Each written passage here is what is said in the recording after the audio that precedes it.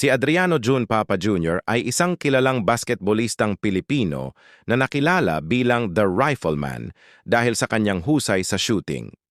2 beses siyang naging Olympian, 1968 at 1972, at naging bahagi ng kasaysayan ng PBA bilang isa sa mga unang sharpshooters ng liga.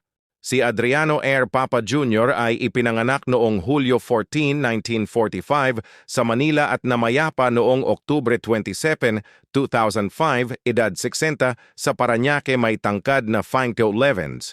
Siya ay binaglaro para sa NU Bulldogs sa UAAP at sumali sa Wisma L Steel Admirals at Crispa Floro Redmanizers sa Manila Industrial and Commercial Athletic Association, MyCAA. Kumatawan siya sa Pilipinas sa 1968 Summer Olympics, Mexico City, na nagtapos ng 9th place finish at may record na 3-6 at sa 1972 Summer Olympics, Munich, na nagtapos sa 13th place finish, may record na 3-6. Siya ay may average na 11.7 points per game sa 13 Olympic contests.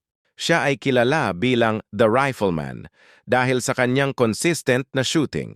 Isa sa mga unang sharpshooters ng PBA na nagbigay daan sa pag-usbong ng modernong perimeter game. Naging mahalagang bahagi ng golden age ng Philippine basketball noong dekada 1960-70.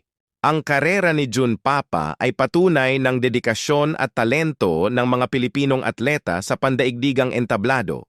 Bagamat siya ay pumanaw na, nananatili ang kanyang legacy bilang inspirasyon sa mga susunod na henerasyon ng manlalaro. Ikaw kilala mo ba si Jun Papa? Please like, share, and follow my page.